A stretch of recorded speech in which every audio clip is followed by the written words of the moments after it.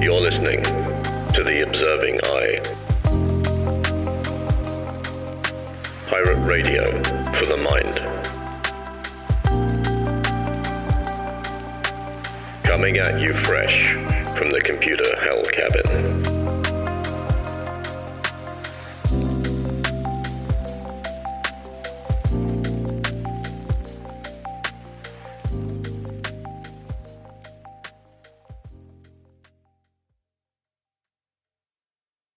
Hello, you beautiful lot. It's Friday, the 14th of July, 2023, and episode 24 of The Observing Eye. Episode 24, that's like half a year. How have we managed this, everybody? Are people even still listening? Am I screaming into the abyss? Well, you know, the latter may be true, but it doesn't matter.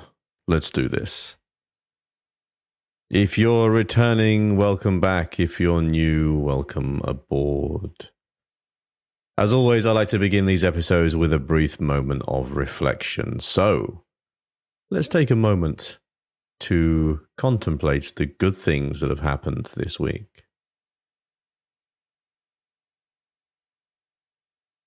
And now, a moment for the not so good. This episode is all about speaking your truth. What does it mean to speak our truth? So have you ever found yourself holding back from expressing your true feelings or opinions in a conversation? Have you ever stopped to wonder why? Do you fear judgment or criticism? Were you concerned that people just wouldn't like what you were going to say? How would you be received? What would happen? What could be the outcome of you expressing yourself authentically? So today we're going to be diving into speaking your truth. And it's important to recognize that there is a very large, wide chasm between the idea of speaking your truth and speaking the truth. Your truth is not about asserting the ultimate truth of the universe. Your truth is about being authentic and expressing yourself, your unique perspective, your unique experiences. Putting your thoughts and ideas out into the world without concern for judgment or prejudice or how people interpret them. Because fuck how people interpret them. Just be yourself. But we'll get to that point later on, hopefully. There'll be some discourse in which we can try and get you from fearing judgment to casting your beliefs into the wind. With some caveats, clearly, because, you know, we all have to have caveats, don't we? Caveats and constraints on being authentic. So there's a lot of internal barriers that can arise that may prevent us from speaking our truth. We could be plagued with fear. Fear's the mind killer. We all know that one, don't we? Self-doubt, imposter syndrome. Imposter syndrome's a good one. I suffer from imposter syndrome even to this day. What am I doing here? Is anyone still listening? Why do I exist? Am I even a human being? Breaking through those barriers, however, breaking through these terrible, terrifying concrete barriers and putting ourselves in a position where we can be authentic, we can speak our truth, can be an exceptionally liberating experience. And it's one that I hope all of you have either achieved or will get to in the near future. Speaking your truth. Now, we have to remember that it isn't just our fears and self-doubts and imposter syndrome. Hello, this is dog.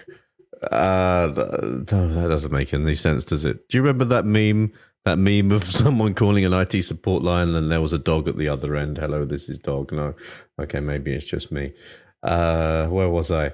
Yes, I was talking about different things, wasn't I, other than fear. Socio-cultural context is a real one as well that can prevent us from speaking our truth, which is the pressures from society that dictate what it is acceptable for us to express or not.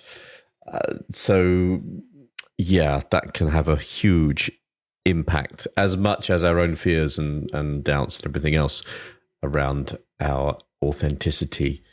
So there's two aspects there, then, isn't there? I feel like I'm waffling a bit. There's two aspects here.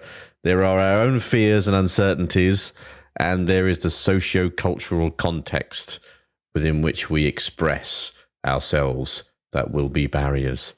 So how do we break these barriers then? How do we punch through them? What do we need then to be able to speak our truth effectively? Well, the first thing, and it comes back to this pretty much every week, doesn't it? Is self-awareness. Understanding ourselves is the foundation of speaking our truth. Because if we don't understand ourselves, what are we speaking? It's clearly not truth. It's a facade. We're just speaking through the mask. So, yes, understanding ourselves, self-awareness, is possibly the most fundamental aspect of speaking our truth. Because we understand what the truth is. So there you are. Work on your self-awareness. There are other podcasts I've done around that, so you can go back and have a listen, and it'll expose you to more of my content. So there you are. Have a look at that. Being self-aware. What else have we got? What else can I think of? I guess there's a certain aspect of assertiveness to it as well. You'd have to be comfortable to push your truth out into the world, screaming. Well, hopefully not screaming. The truth shouldn't be quite that terrifying. But to be able to be clear and direct and to be respectful of boundaries when we express our thoughts and feelings and ideas. So, yeah, you don't want to kind of go from 0 to 100 when you're expressing your truth. It shouldn't be as though expressing your truth is a direct assault upon another human being. Temper it.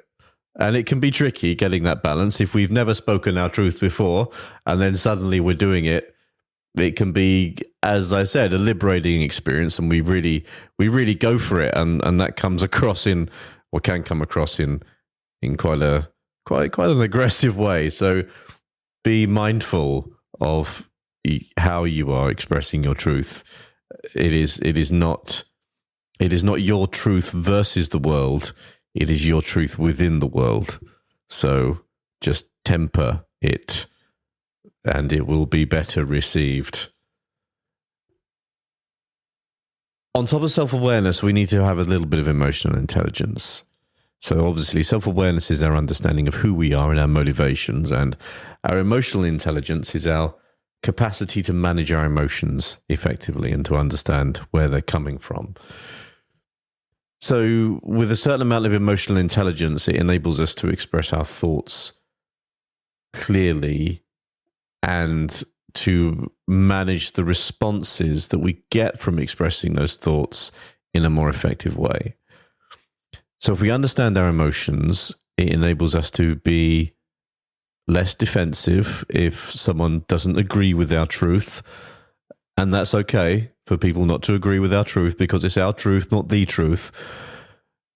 And, you know, if someone's disagreeing and we're getting into a situation where there could be potential conflict, understanding and managing our emotions in those positions, or those situations, I should say, can be a very useful tool in communicating. So get some emotional intelligence, just like it comes out of a cereal box as a free gift. Here is your free plastic emotional intelligence toy.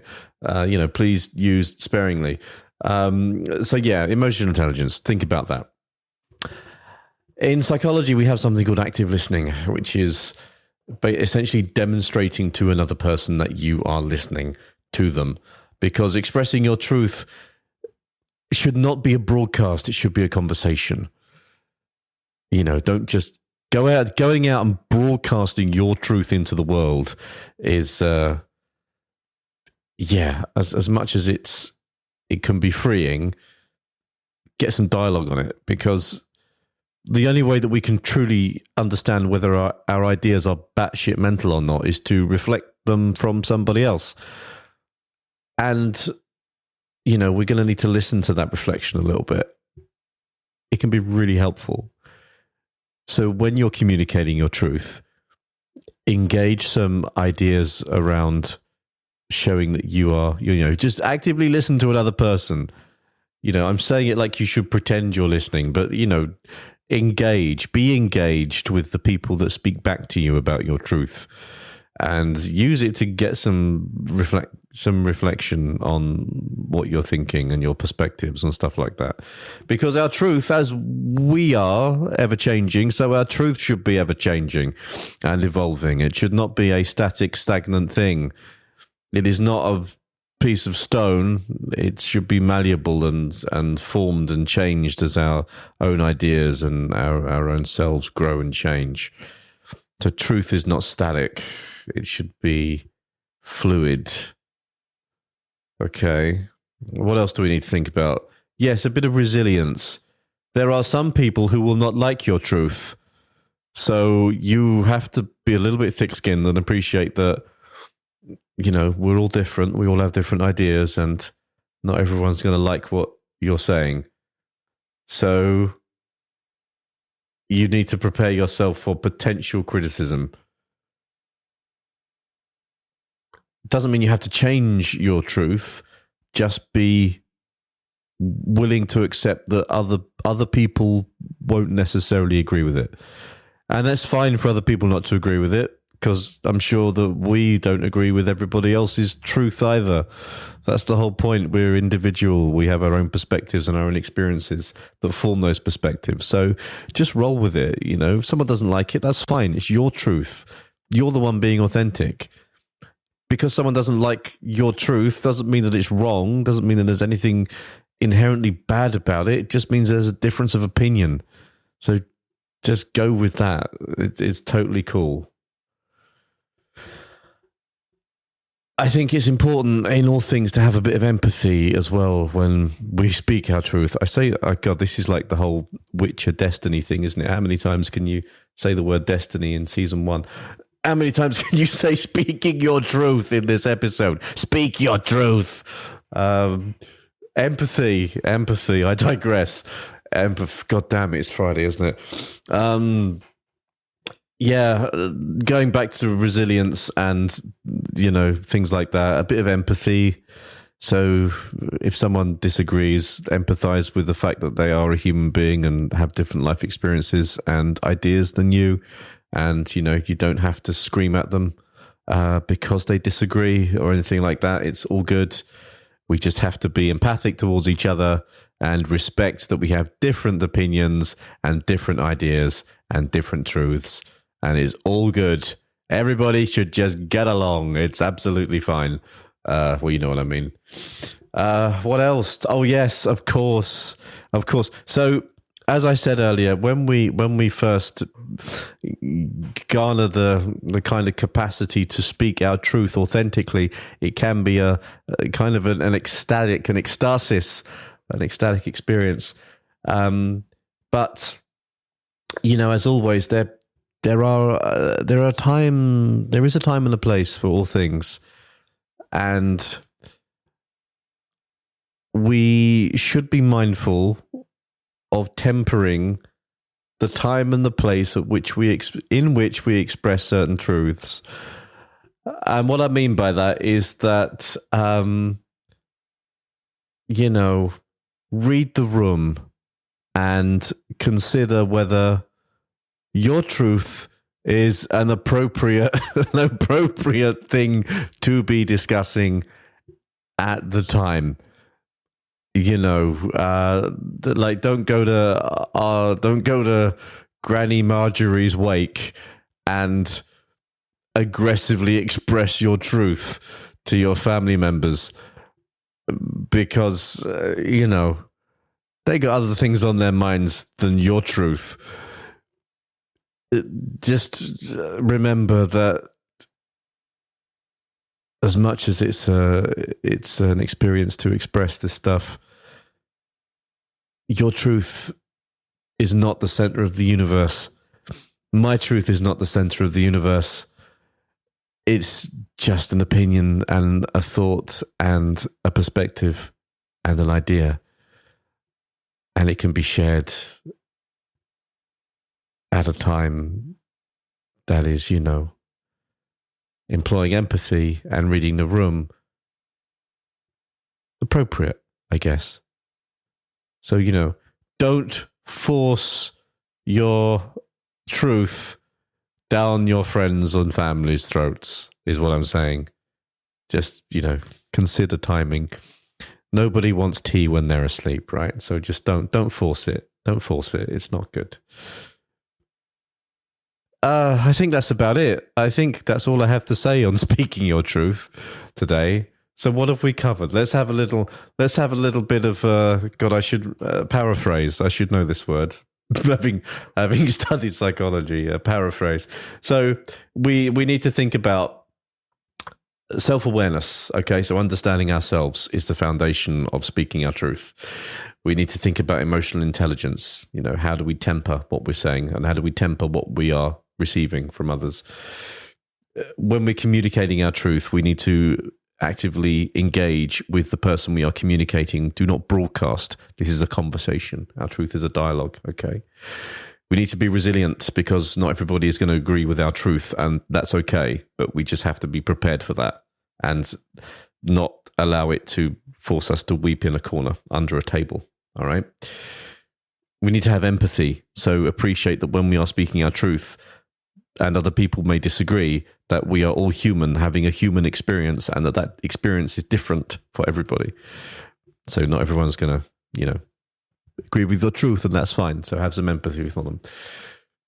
And think about timing. Think about timing. When do you express your truth? When is an appropriate time to express your truth?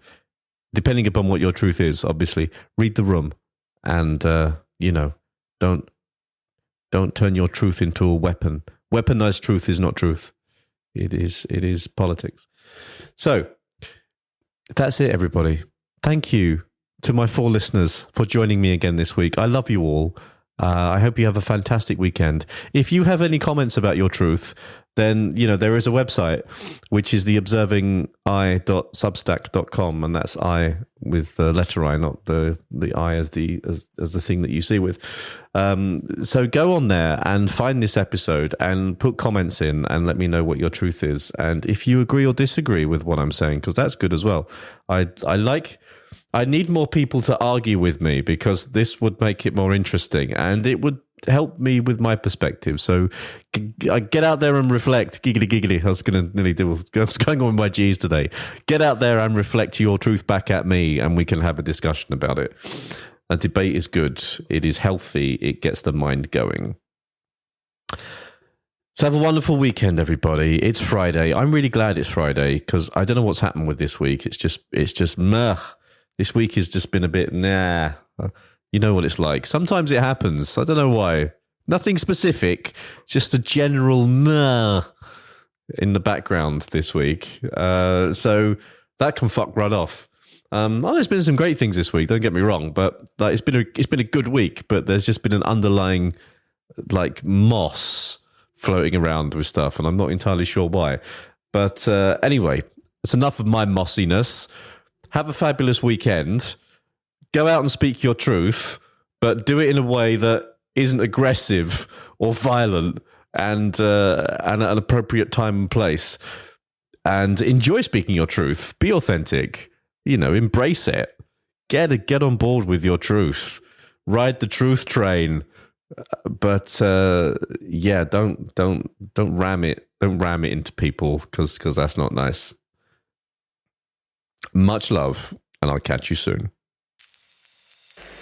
You've been listening to The Observing Eye. Thanks for spending some time with me today. I hope that you found it useful. And if you're interested in any more of my writings or work around psychology and philosophy and general day-to-day living, please go and take a look at my Substack, which is theobservingi.substack.com, and that's I as in the letter, not I as in the gelatinous organ through which you see. Take care, everybody. Much love, and I'll see you soon.